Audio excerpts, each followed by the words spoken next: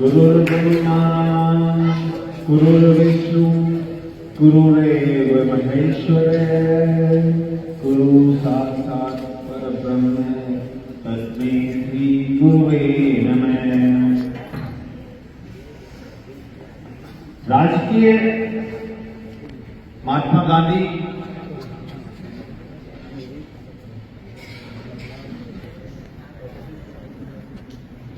उच्च माध्यमिक विद्यालय के ऐतिहासिक प्रांगण में उपस्थित आदरणीय प्रिंसिपल सर श्री घनश्याम जी वर्मा,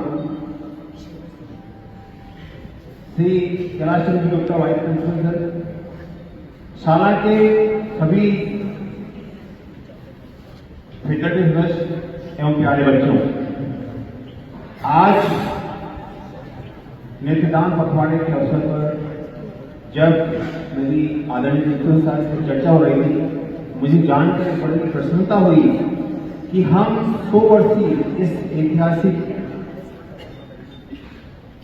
शिक्षा संस्थान के प्रांगण में बैठे हुए हैं और ये टूटे के लिए गौरवशाली परियोजना है, गौरवशाली बात है कि यहाँ से पढ़कर अनेकों विद्यार्थियों ने भारत की आजादी की लड़ाई में भाग लिया और उसके साथ साथ उसकी आजादी के पहले भी ये चल रहा था। तो ये बहुत बड़ी बात है कि हम इस ऐतिहासिक प्रांगण में बैठे हुए हैं और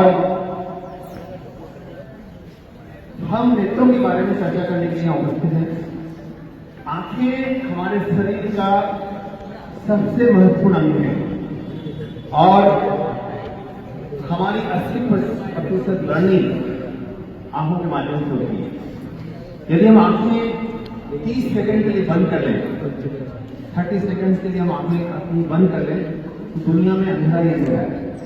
और ये आंखें ईश्वर ने बहुत ही सोच समझ के बनाई है, बड़ी जटिल है, बड़ी कॉम्प्लिकेटेड है, बड़ी यूनिक है और इन आंखों के माध्यम से हम अपने जीवन में 80% लर्निंग करते हैं।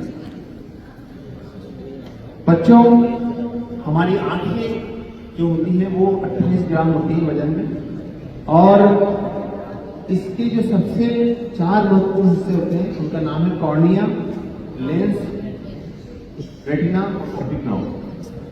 आंखों की जो टोटल पावर होती है वो 60 डायप्टर यानी 60 डायप्टर होती है। और कोई बच्चा बता सकता है कि सबसे ज्यादा पावर कौन सा ऑर्गन, कौन सा पार्ट कंट्रीब्यूट करता है? Any guess? सबसे ज्यादा जो कंट्रीब्यूट करता है वो कॉर्निया। कॉर्निया यानी पारदर्शी होती है। कॉर्निया कंट्रीब्यूट करता है 44 डायप्टर, 44 डायप्टर। और दूसरा पार्ट जो होता है लेंस, वो कंट्रीब्यूट करता है 14 डायप्टर। और उसके बाद फिर एक्वस ट्यूमर, विट्रियस ट्यूमर जो है वो कंट्रीब्यूट करते हैं। आप ये देखते हैं ये हमारी आंखें और इसका ये जो पार्ट है ये आइरिस और कॉर्निया, कॉर्निया ट्रांसपेरेंट पार्ट होता है जिसके अंदर जो रंगीन भाग होता है वो आइरिस कहलाता है। ये ऊपर जो ट्रांसपेरेंट पार्ट है वो कॉर्निया होता है और उसके अंदर जो भाग है वो आइरिस कहलाता है। आइरिस के कारण हमारी पृथ्वी का रंग होता है, आंखों का रंग होता है। किसी का डार्क ब्राउन होता है, किसी का नीला भी होता है। तो वो रंग जो होता है वो आइरिस के कारण होता है। और ये दूसरा पार्ट हमारा लेंस, क्रिस्टलाइन लेंस। जो क्रिस्टलाइन लेंस नॉर्मली ट्रांसपेरेंट होता है, पारदर्शी होता है और जब इसकी पारदर्शिता समाप्त हो जाती है तो एक बीमारी हो जाती है। उस बीमारी का नाम क्या है?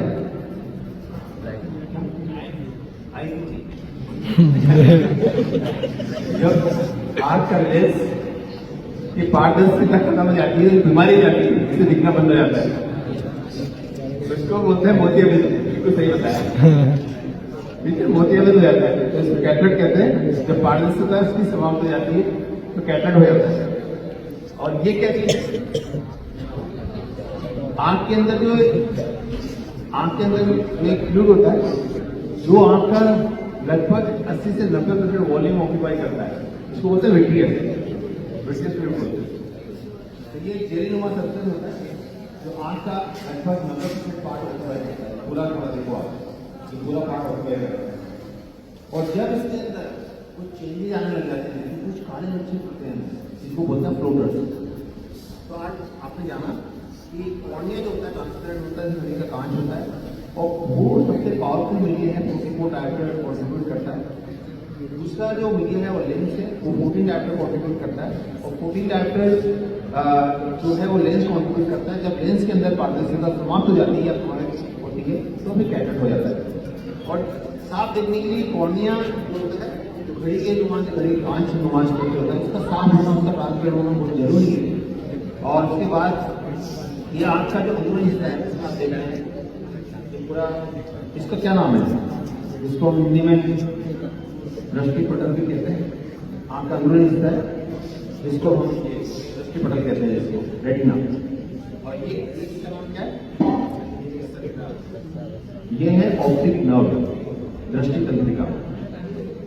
ऑप्टिक नर्व, दृष्टि तंत्रिका, ये हमारे हम जो देखते हैं उसको ब्रेन तक ले जाती है, मस्तिष्क का जो ऑक्सीपिटल एरिया कॉर्टेक्स होता है वहां तक ले जाती है। और हम कोई भी इमेज देखते हैं वो उल्टी देखते हैं हमारी आँख, तो ब्रेन उसको सीधा करता है, ब्रेन उसको सीधा करता है। तो ये तो आंखों की संरचना के बारे में बात हुई। अब हम बात करते हैं कि हमारा देश में जो 140 करोड़ लोग हैं, तो अनफॉर्चुनेटली पूरे वर्ल्ड में यदि हम अंदाजा की बात करें तो 4 करोड़ 80 लाख व्यक्ति पूरे वर्ल्ड में। हर 5 सेकंड में एक व्यस्त एक एडल्ट आदमी अपनी आंखों की रोशनी खो देता है पूरे वर्ल्ड में, और प्रत्येक मिनट एक बच्चा हो जाता है। और 80% केसेज में इस अंधता को उपचार के द्वारा रोका जा सकता है या ऑपरेशन के द्वारा इन अंध व्यक्ति की रोशनी जुड़ाई जा सकती है। और विश्व भर में 4 करोड़ 80 लाख व्यक्ति ब्लाइंड हैं, उनसे 1 करोड़ और 30 लाख व्यक्ति भारत में निवास करते हैं। तो इसलिए अगर हम देखा जाए मोटे तौर पर तो हर तीसरा व्यक्ति, every third blind person is Indian. विश्व का हर तीसरा जो अंध व्यक्ति है वो भारतीय। आज 23 तारीख को हमने चंद्रयान की सफल लैंडिंग करवाकर पूरे विश्व भर में एक सम्मानजनक स्थान बनाया है। आइए हम मिलकर संकल्प लें कि भारत में जो उपचार योग्य अंधता है उसका उन्मूलन करेंगे, हम उस अंधता का कलंक को मिटाकर रहेंगे। क्योंकि ये अंधता जो है ये एक व्यक्ति के या एक डॉक्टर के बस से या किसी डॉक्टर बिल्कुल नहीं हटा सकते, इसके लिए जागरूकता बहुत जरूरी है। तो आइए हम जागरूकता फैलाने के लिए कुछ 5 बीमारियों के बारे में चर्चा करें, बहुत संक्षिप्त चर्चा रहेगी। 5 बीमारियां हैं जिससे हमारी अंधता होती है। पहली बीमारी है, इस बारे में चर्चा की, कौन सी बीमारी थी, मोतियाबिंद। दूसरी बीमारी है जिससे हमें अंधता होती है, वो है ग्लूकोमा, काला पानी। दूसरी है ग्लूकोमा।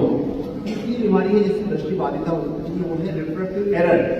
रिफ्रैक्टिव एरर मतलब बिना चश्मे के मात्र चश्मा लगाने से वो रिफ्रैक्टिव एरर, वो दृष्टि दोष आपका करेक्ट हो सकता है। तीसरी बीमारी है दृष्टि दोष। चौथी बीमारी है पर्दे की बीमारियां जैसे डायबिटीज, रेटिनोपैथी। और 5वीं बीमारी है कॉर्नियल ब्लाइंडनेस, कॉर्नियल बीमारियां। तो इनसे बचने के लिए भी हम उपाय की चर्चा करते हैं। मोतियाबिंद से बचने के लिए हमें सूरज की पराबैंगनी किरणों से बचना पड़ेगा। जब भी आप बाहर जाएं, धूप में जाएं तो सनग्लासेस लगा सकते हैं या फिर टोपी लगा सकते हैं। दूसरा, चोट लगने से अपनी आंखों को बचाएं। कई बार हवा रावण जब आई थी तब उसके माध्यम से कई लोगों की आंखें चोटें हो गई थी, तो चोट लगने से अपनी आंखों को बचाएं। स्टेरॉइड आई ड्रॉप्स का उपयोग बिना किसी डॉक्टर के प्रिस्क्रिप्शन के नहीं करें। कई बार कई लोगों को एलर्जी होती है और खुजली के लिए वो केमिस्ट के पास जाते हैं और कुछ स्टेरॉइड वाली दवाइयाँ यूज करने लग जाते हैं। वो दवाई से आराम तुरंत मिल जाता है, लेकिन उस दवाई को बंद करना भूल जाते हैं और लंबे समय तक चलती रहती है। तो उसकी वजह से ग्लूकोमा यानी काला पानी और मोतियाबिंद दोनों बीमारियां हो जाती है। तो स्टेरॉइड वाली ड्रॉप का उपयोग करें। फास्ट फूड का उपयोग कम से कम करें। हरी सब्जियां खाएं, पालक, मेथी, बथुआ, गाजर, पपीता, अमरूद जैसे मौसमी फल खाएं, जिससे कि अपनी आंखें सही रहे। तो ये मोतियाबिंद से बचने के उपाय है। दूसरा है ग्लूकोमा यानी काला पानी। काला पानी का एक बीमारी है जिसका नाम इतना खतरनाक है। तो ग्लूकोमा से बचने के लिए जब भी आप डॉक्टर के पास जाएं, आप अपनी आंखों का प्रेशर की जांच जरूर कराएं। जिस प्रकार से हमारे शरीर में ब्लड प्रेशर होता है उसी प्रकार से आई प्रेशर भी होता है। तो कई बार हम जल्दबाजी में आंखों के प्रेशर की जांच नहीं करा पाते हैं, क्योंकि कई बार चक्कर नंबर ले लिया और सब ठीक चल रहा है बस। तो ये क्या साइलेंट रिपोर्ट फाइल है। इस प्रकार से ब्लड प्रेशर यानी कि हाइपरटेंशन, उच्च रक्तचाप एक साइलेंट किलर है। उसी प्रकार से ग्लूकोमा साइलेंट C4 यानी कि दृष्टि का गुप्त चोर है। इसकी जांच कराना जरूरी है। जिन बच्चों के पेरेंट्स को, जिन व्यक्तियों को आनुवांशिक मतलब उनके माता पिता को भी ग्लूकोमा है, वो तो जांच जरूर कराएं।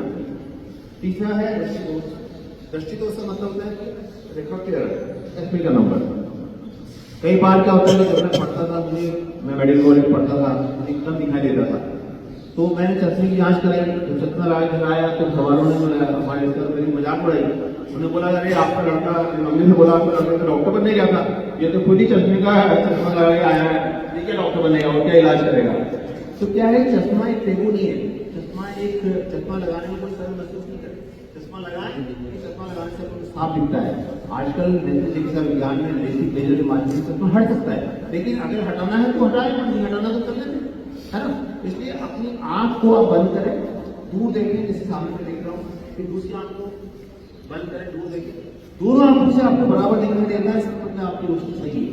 कई बार क्या होता है कि कम दिखता है, बराबर दिखता है, नॉर्मल दिखता है। तो ये टेस्ट क्या है जो आप कर सकते हैं। और हम सुविधा चिकित्सालय की ओर से भी यहाँ केंद्र लगा देंगे ताकि आपको भी जांच हो जाए, चेकअप हो जाए आपका, तो वो भी हम सुनिश्चित कर सकते हैं रिफ्रैक्टिव एरर। अगली बीमारी है पर्दे की बीमारियां। पर्दे की बीमारियां मतलब आपका जो पर्दा होता है वो सबसे इम्पोर्टेंट ऑर्गन है, और ब्रेन के बाद सबसे ज्यादा ऑक्सीजन सप्लाई पर्दे को होती है।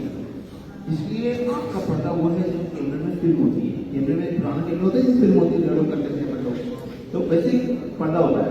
तो पर्दे की बीमारी के लिए जिनको डायबिटीज है, जिनका माइनस नंबर है -5, -6, -7, वो दवा डाल के पर्दे की जांच जरूर कराएं। कई बार पर्दे में छेद हो जाते हैं, पता नहीं चलता है। कई लोगों को डायबिटीज होती है, उनको पता नहीं चलता है, तो पर्दे की जांच जरूर कराएं। और उसके बाद में आपकी कॉर्नियल ब्लाइंडनेस। तो कॉर्निया मैंने बताया कि पारदर्शी बदले के कांच जैसा हिस्सा होता है, उसको बचाने के लिए आंखों को चोट से बचाएं। फटाका चोट नहीं लगने से कई लोगों को बाउल का कांटा घुस जाता है किसानों को, उससे बचाएं। और कई लोग बच्चे क्या होता है कि बच्चों के पेरेंट्स चूना खाते हैं, तो चूने की जो पाउच होती है वो बच्चे दबाते हैं टॉय समझ के, खिलौना समझ के, और उस चूने के पाउच से आंखों की रोशनी सदा के लिए चली जाती है, कॉर्नियल ब्लाइंडनेस हो जाती है, कॉर्निया खराब हो जाता है। इसलिए चूने से दूर रहे। अभी बेटा नाम क्या आपका नाम क्या आपका क्या नाम बेटा? नाम क्या बेटा? हर्षित जी भी आंखों मसल रहे थे, है ना। तो आंखें मसलने से भी क्या होता है कि बीमारी हो जाती है, जिसको हम लोग बोलते हैं टेढ़ोपन, है ना। तो आंखें मसलने से मसल रहे थे, कई लोग मसल से मसल रहे। तो आंखों को मसलना क्या होता है बेटा कि इसके नीचे टेढ़ोपन है। बार जब आंखों को मसलते हैं लोग, तो आंख का जो कॉर्निया होता है, उसमें माइक्रोट्रोमा होता है, और उससे टेढ़ोपन बीमारी लगती है। मैंने हर्षित का नाम इसलिए लिया कि हर्षित की आंखें मसलने लगे हुए थे, तो मुझे लगा कि चलो ठीक है, तो मैं इसको देख कर याद किया। तो इसलिए ध्यान रखें चीजों का। और इसके साथ साथ ब्लाइंडनेस का मतलब होता है अंधता। सबसे कैंसर और हार्ट रोगों के बारे में, हार्ट रोगों के बाद सबसे थर्ड पीरियड कॉज है। इसलिए आदमी को अगर आप अंधे बल्कि अपनी कल्पना करते हैं, बंद करके देखते हैं, तो कितना दावना लगता है, कितना भयानक लगता है कि आगे से जिंदगी कैसे जिएंगे हम। तो इसके लिए हमें क्या नेत्रदान के बारे में ध्यान देना होगा। नेत्रदान जो है वो एक ऐसी परंपरा है जो भारत के लिए ऋषि संबंध है। ऋषि दालीस का नाम सुना होगा आप लोगों ने। ऋषि दालीस ने अपनी अस्थियां दान की थी, जिनकी अस्थियों से एक वज्र बना था, जिससे बतासुर मारा गया था। और हमारे संस्कृति में, हमारी पुरातन परंपरा में दान का बहुत बड़ा महत्व है। दान का बड़ा महत्व है। इसलिए दान के माध्यम से मरणोपरांत नेत्रदान, जीते जी रक्तदान, 6 घंटे के अंदर हम अपनी अनंत यात्रा पर निकलने के बाद नेत्रों को दान कर सकते हैं 6 घंटे के अंदर। उसके लिए ध्यान देने वाली बात यह है कि जब भी कभी आसपास में किसी किसी भी परिवार में या आसपास में कोई व्यक्ति अनंत यात्रा पर निकलता है, मृत्यु को प्राप्त होता है। मृत्यु जीवन का सत्य है, परम सत्य, हम सभी को जाना है। तो मृत्यु को प्राप्त होता है तो आप नजदीकी आईवीएम टेक्नीशियन को या आईवीएम टेक्नीशियन को फोन कर सकते हैं। 6 घंटे के अंदर नेत्रदान किया जा सकता है। उसके लिए आंखों को बंद कर दें। गर्मी का मौसम है तो आंखों को ठंडी पट्टी रख लें और नेत्र टेक्नीशियन को फोन कर दें या हमें फोन कर दें आप लोग, उससे हमारी टीम आएगी और वो उसकी आंखें जो होंगी वो आंखों को पूरा आंखें नहीं निकाली जाती, केवल कॉर्निया और सिल्वर रिंग निकाली जाती है। आंखों का एक हिस्सा निकाला जाता है और सब इस समूची विधि में लगभग 10 मिनट का समय लगता है। मैंने भी मेरे माता पिता की जब मृत्यु हुई थी तो उनकी इच्छा के अनुसार हमने नेत्रदान किया था और एक नेत्रदान से 3 अंधे व्यक्तियों की दुनिया रोशन हो सकती है। एक नेत्रदान से 3 अंधे व्यक्तियों की दुनिया रोशन हो सकती है। इसलिए आइए हम आज नेत्रदान पखवाड़े के अवसर पर नेत्रदान का संकल्प लें और नेत्र संबंधी बीमारियों की जागरूकता बढ़ाने के लिए अपने अपने स्तर पर काम करें। और इस अवसर पर मैं एक नई पुस्तक लिखी डायरी, ये भी साला के कर्मचारी महोदय को करना चाहता हूँ। और इस पुस्तक में आंखों की बीमारी के बारे में चर्चा की है और मुझे आज आप सभी के बीच आकर बड़ा अच्छा लगा।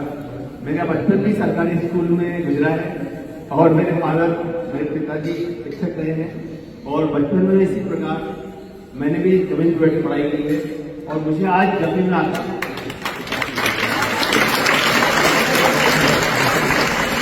तो बड़ा अच्छा लगता है। और मैं हमेशा मजाक में अपने स्टाफ से बोलता हूँ एक बात कि आपने टाटा स्कूल से पढ़ाई की है तो आप जीवन में कोई भी असफलता आपके लिए मायने रखते हैं, क्योंकि आपके अंदर सफलता का संघर्ष करने का जज्बा कायम रहता है। और जीवन आज मुझे बड़ी खुशी इस बात की हुई कि ऐतिहासिक प्रांगण में जैसे जाके 100 साल पुराने स्कूल में बैठे हुए हैं और मैं इस अवसर पर साला के प्रधानाचार्य महोदय को समूची टीम को बहुत बहुत बधाई देना चाहता हूँ कि आपने यहाँ मुझे आने का अवसर दिया, आमंत्रण किया। और हमारे श्री महावीर जी को भी बधाई देना चाहता हूँ कि उन्होंने इस कार्य को संभव बनाया। और यदि कोई सवाल हो आपके नेत्रदान से संबंधित या आंखों की बीमारियों से संबंधित आप पूछ सकते हैं। और मैं पुनः आप सभी का हार्दिक आभार व्यक्त करते हुए अपनी वाणी को नाम देता हूँ। Thank you so much.